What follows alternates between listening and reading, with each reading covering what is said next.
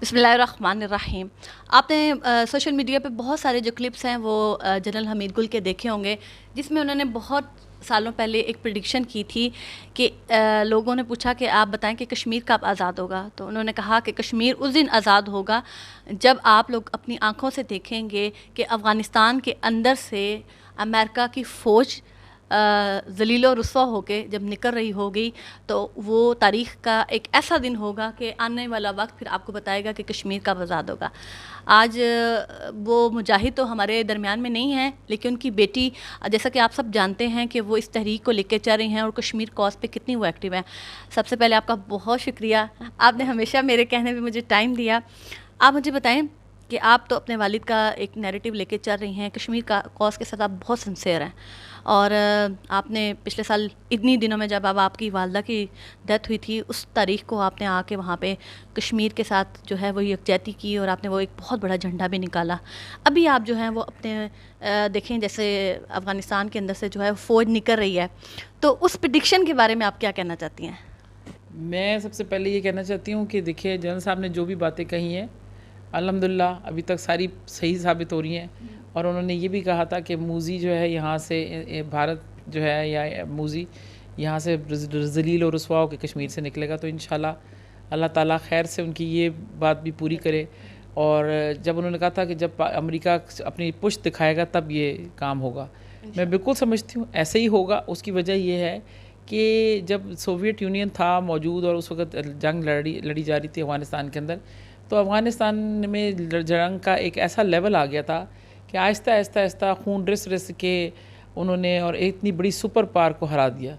तो आज जो मकबूजा कश्मीर में हो रहा है, बेशक पाकिस्तान ने मटीरियली या किसी तरीके से उनकी मदद नहीं की और इस वक्त तन्हा वो अपने मकसद के लिए खड़े हैं और अपने हक़ के लिए लड़ रहे हैं। अल्लाह उनको कामयाब करेगा। और जिस तरीके से उन्होंने 9-10 लाख इंडियन फ़ौज जो है वहाँ मसरूफ़ रखी है, बजरंग दल गुंडे और सारे ये जो है RSS के, और ये सारे ये जब वहाँ काम कर रहे हैं, ये सब असल में ये बात इस तरफ निशानदेही कर रही है कि आहिस्ता आहिस्ता मकबूजा कश्मीर के कश्मीरी अपनी हिम्मत से, अपने जज्बा हुर्रियत से, अपने ईमान से वो इनको ब्लीड कर रहे हैं और आहिस्ता आहिस्ता इनका खून रिश्ता है।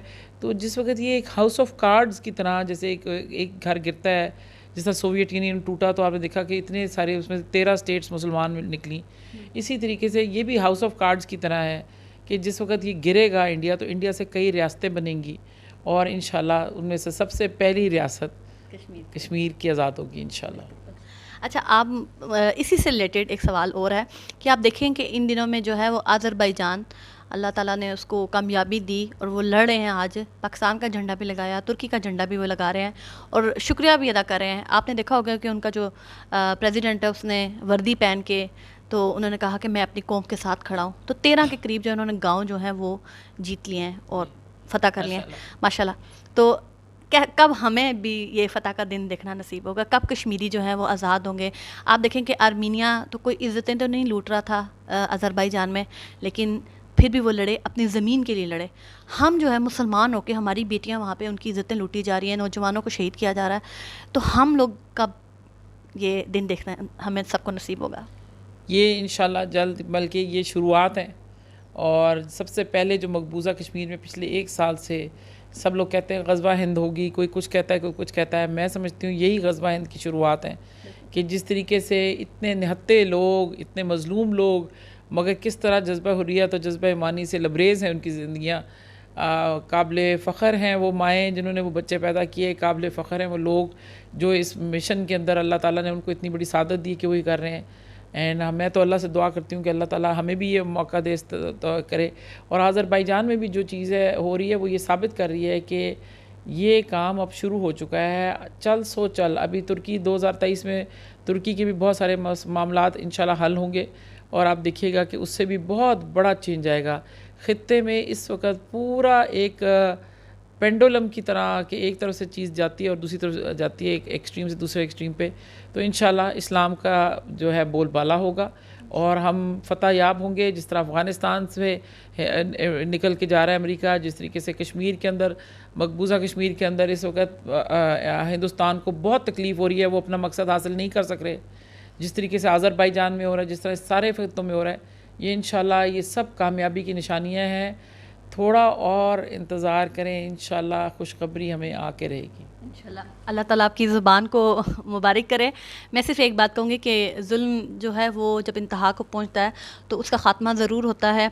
हमें पुरुम्मीद रहना चाहिए कि कश्मीर का हल जो है वो इंशाल्लाह ताला जल्द निकलेगा। ख़ास तौर पे जो श्रीनगर और वैली का इलाका है वहाँ जहाँ पे मुसलमान रहते हैं, मेरा ख़्याल से अगर हम लोग इंसान तो हो के अगर ये देखते हैं तो पूरी दुनिया में अगर आप देखें तो कहीं पे भी आपको किसी और मज़हब के साथ जुल्म होता हुआ नज़र नहीं आएगा। आपको सिर्फ मुसलमानों पे जुल्म होता हुआ नज़र आएगा, चाहे वो फ़लस्तीन हो, यमन हो, चाहे अफ़गानिस्तान हो और चाहे वो कश्मीर हो। तो मेरा ख़्याल से मुसलमानों को मुत्तहिद होने की ज़रूरत है। तो कश्मीर को आज़ाद होते हुए हम जल्द देखेंगे इंशाअल्लाह। जज़ाकल्लाह।